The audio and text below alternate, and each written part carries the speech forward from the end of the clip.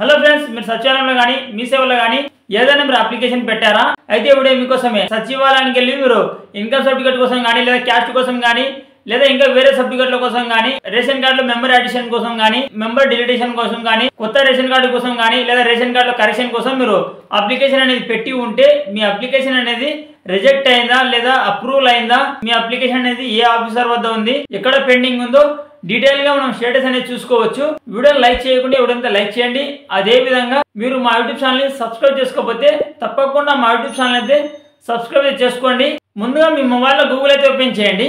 Google అనేది open చేసిన తర్వాత సెర్చ్ బాక్స్ లో మీరు ఏపీ సేవా పోర్టల్ అని సెర్చ్ చేయండి. ఈ విధంగా మీరు ఏపీ సేవా పోర్టల్ అని టైప్ చేసి మీరు సెర్చ్ చేయండి. సెర్చ్ చేసిన తర్వాత మీకు ఫస్ట్ వెబ్సైట్ వస్తుంది చూడండి, గ్రామ వార్డు సచివాలయం అని. జస్ట్ మీరు ఫస్ట్ వెబ్సైట్ మీద క్లిక్ చేయండి. ఫస్ట్ వెబ్సైట్ మీద క్లిక్ చేసిన తర్వాత మీకు అయితే ఈ విధంగా వస్తుంది, ఏపీ సేవా పోర్టల్ అని వచ్చి మీకు enter your Aadhaar, preview AP Seva certificate, service request status check అని వస్తుంది. మీకు third option service request status check మీద క్లిక్ చేయండి. ఇక్కడ వచ్చేసి మీ మొబైల్ నెంబర్ కి మీరు అప్లికేషన్ పెట్టిన తర్వాత అప్లికేషన్ పెట్టినట్టు మీకు అయితే ఒక మెసేజ్ అయితే వస్తుంది. ఆ మెసేజ్ లో మీకు అప్లికేషన్ నెంబర్ అదేవిధంగా ట్రాన్సాక్షన్ నెంబర్ అయితే ఉంటుంది. మెసేజ్ లో మీకు డబుల్ టీ వచ్చి టీ నెంబర్ అనేది ఉంటుంది. ఆ టీ నెంబర్ అనేది ఇక్కడైతే ఎంటర్ చేయండి. టీ నెంబర్ అనేది ఎంటర్ చేసిన తర్వాత జస్ట్ మీరు సర్చ్ మీద క్లిక్ చేయండి. నెక్స్ట్ వచ్చేసి క్యాప్చా వెరిఫికేషన్ అయితే వస్తుంది. ఇక్కడ పైన కనిపిస్తున్న క్యాప్చా అనేది కింద అయితే ఎంటర్ చేయండి. కింద క్యాప్చా అనేది ఎంటర్ చేసిన తర్వాత జస్ట్ మీరు సబ్మిట్ మీద క్లిక్ చేయండి. సబ్మిట్ మీద క్లిక్ చేసిన తర్వాత ట్రాన్సాక్షన్ డీటెయిల్స్ అని వచ్చి మీరు పెట్టిన అప్లికేషన్కి సంబంధించి డీటెయిల్స్ అనేది వస్తాయి. ఇక్కడ సెక్రటరీ నేమ్ దగ్గర మీ సచివాలయం నేమ్ అయితే వస్తుంది. సర్వీస్ నేమ్ దగ్గర దేనికోసం మీరు అప్లికేషన్ పెట్టారో ఇక్కడ మీకు సర్వీస్ అనేది ఉంటుంది. సిటిజన్ నేమ్ దగ్గర మీ నేమ్ అయితే ఉంటుంది. ఇక్కడ ఎస్ఎల్ఏ దగ్గర అయితే మీకు ఇన్కమ్ కోసం కానీ లేదా క్యాస్ట్ కోసం కానీ ఏదైనా సర్టిఫికేట్ కోసం మీరు అప్లై చేసి ఉంటే మీకు 7 days అయితే చూపిస్తుంది. లేదా రేషన్ కార్డులో మెంబర్ అడిషన్ కోసం కానీ మెంబర్ డిలీటేషన్ కోసం కానీ లేదా రేషన్ కార్డులో కరెక్షన్ కోసం మీరు అప్లికేషన్ పెట్టి ఉంటే ఇక్కడ మీకు 21 days అనేది చూపిస్తుంది.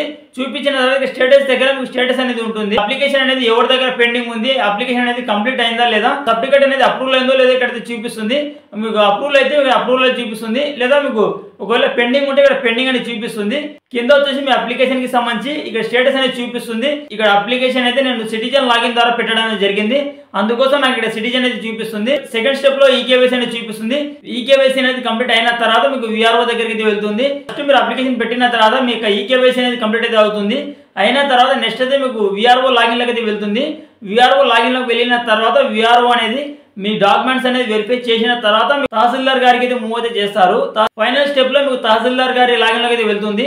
తహసీల్దార్ గారు మొత్తం డాక్యుమెంట్స్ అనేది చెకింగ్ చేస్తారు. చెకింగ్ చేసిన తర్వాత మీకు సర్టిఫికేట్ అనేది అప్రూవల్ చేస్తారు. లేదా రేషన్ కార్డులో కరెక్షన్ కోసం కానీ మెంబర్ అడిషన్ కోసం కానీ పెట్టి ఉంటే యాడింగ్ అనేది అవుతాయి. రేషన్ కార్డు కరెక్షన్ కోసం పెట్టి ఉంటే కరెక్షన్ అయితే అవుతుంది. సచివాలయంలోకి వెళ్ళి మీరు పెడితే ఇక్కడ ఫస్ట్ ఆఫ్ ఆల్ మీకు సిటిజన్ దగ్గర మీరు చూపిస్తుంది. ఇక్కడ ఈకేవైసీ దగ్గర మీకు ఈకేవైసీ అనేది ఆ రోజే కంప్లీట్ అయితే అవుతుంది. ఈ విధంగా మీ అప్లికేషన్ కి సంబంధించి స్టేటస్ అనేది తెలుసుకోవచ్చు. మీరు రేషన్ కార్డులో యాడింగ్ కోసం కానీ లేదా డిలీటేషన్ కోసం కానీ లేదా కరెక్షన్ కోసం కానీ ఇన్కమ్ కోసం కానీ లేదా క్యాస్ట్ కోసం కానీ సచివాలయంలో మీరు అప్లికేషన్ పెట్టి ఉంటే ఈ విధంగా వచ్చి మీ అప్లికేషన్ కి సంబంధించి స్టేటస్ అనేది తెలుసుకోవచ్చు. ఇది ఫ్రెండ్స్ వాళ్ళ వీడియో అయితే లైక్ చేయండి. అదే విధంగా మరిన్ని ఇన్ఫర్మేటివ్ వీడియోస్ తప్పకుండా మా యూట్యూబ్ ఛానల్ అయితే సబ్స్క్రైబ్ చేసుకోండి. Thank you for watching.